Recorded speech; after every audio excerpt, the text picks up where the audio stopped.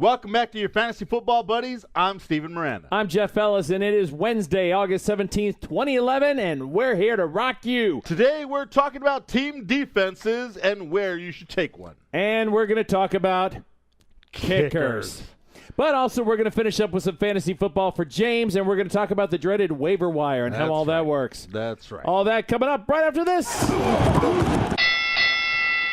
Defense, Steven. Defense. Well, last time we explained to you about the defense special teams and how that particular unit earns you points. Today we're going to talk about where you should target one in your draft. Now, I'm not a big fan of people who go out and get that number 1 or number 2 defense early, like in the 7th round.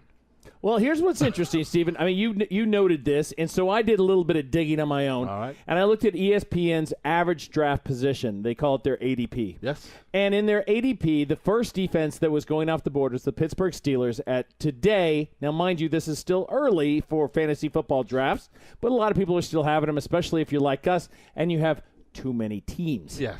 But if you have too many teams, you got to be drafted. We got 4 drafts this weekend, and the first defense was going off the board was the Steelers, about the 65th pick. Most were going 70th and afterwards. And so if, in fact, part of your formula for success for winning championship is to, in fact, have a stud defense, then you need to lock that person up before the 70th pick. I don't think stud defense should be a part of your plans. You can pick up a very solid defense in the 14th, 15th round of your draft. If you go 16 deep, you probably get one, even like maybe 13 is as high as I'm probably going to go for a defense. If you have to go up to 7th, 8th round to get a defense, I think you're losing a lot of value at the other positions. That's why I wait on defenses. I wait for them late, and I really haven't seen the stud theory of a stud defense, which is only like 2 or 3 points better than the top between the top defense and the top 12 defense. 2 or 3 points per week. If you need those 2 or 3 points per week, manage better elsewhere. Or your name's Jeff, and you're a great manager, but you do need those 2 or 3 points. Okay, there you go. Let's take a look at our top defenses, Steven. All right, well, we agree on the top 2. We both have the Green Bay Packers and the New York Jets 1 and 2 right there straight off on your defense. And I feel really good about them because, I mean, the fact is what we've seen from the Green Bay Packers and the New York Jets is that they simply hold teams to very few points. They do. They don't give up yards. They create turnovers, and when they create those turnovers, a lot of times they take it to the house and score points. They capitalize, and that is one of the key things you want to look at for the defenses is that they actually turn those turnovers into points. And that translates into points to you. Then I've got the Baltimore Ravens, San Diego Chargers, and Philadelphia Eagles rounding up my top 5. You know what's interesting, Steven? Our top 7s I looked at, and we have the same teams in there. We just have them ranked differently. So the rest of my top 5 is the Steelers, Eagles, then Ravens. Right. So that being said, we like one of those deep defenses. I would probably reach up there for maybe a Chargers team, an Eagles team, but if it's going to cost me a very early pick, like in round 9 or 10, I'm not going to do it. Okay, Steven, then let me ambush you with this question. Let's say that you're going to stick to your theory and you're not going to take one until the 12th or 13th round. Right. These are probably going to be gone. The Bears, Chargers, Ravens, Eagles, Steelers, Jets, Packers, they're going to be gone. Yes. So where do you think the value lies in the defense? Then I still think there are other defenses out there that are going to be available. I think Rob Ryan is going to make the Dallas Cowboys defense a little bit Absolutely. better. Then there are some teams that are just, sneaky. Sneaky good.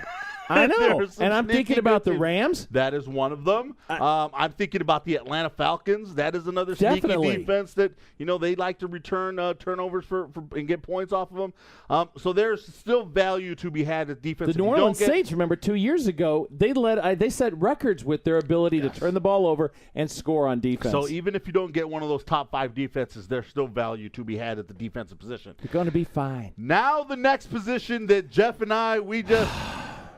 Kickers. That's right. Kickers. We got to talk about them because you got to take one. All right. This is all I'm going to say about kickers.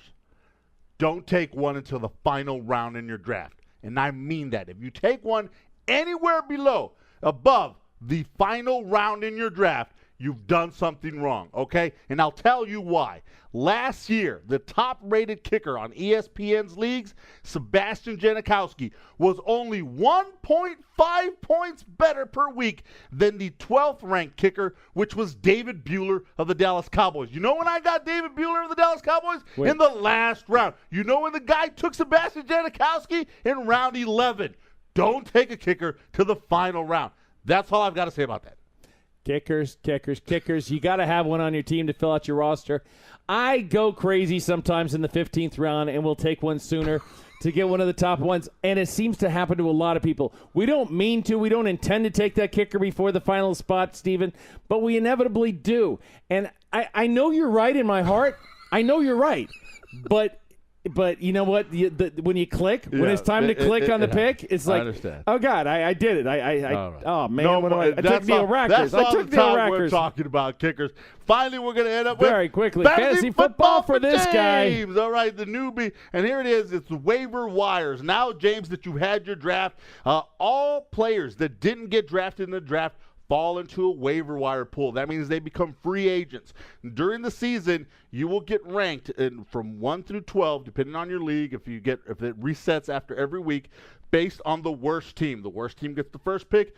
The best team gets the last pick. And then you go out and you try to put a claim on one of the players that, let's say, a guy who didn't get drafted. Let's talk about the tight end for the Tampa Bay Buccaneers. He didn't get drafted, and all of a sudden he's got 2 great weeks. Well, you may want to go pick up that guy. You have to put a claim in from in the waiver wires, and then based on where you are in the position, you either get granted that player or you don't.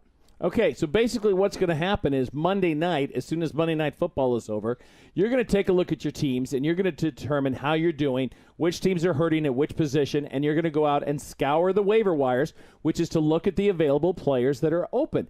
And then you basically go in, and you're going to have to target someone on your team that you would remove from your roster and someone whom you would add to your roster. And then you wait overnight, and magically you wake up the next morning, you look at your email, and you find out, hey, I got the guy, or no, I didn't, and you're still screwed, and you got to go out and get somebody. It becomes very important when there are injuries throughout the season and you lose somebody. You got that number 1 running back, and he gets injured, and he is out for the rest of the year.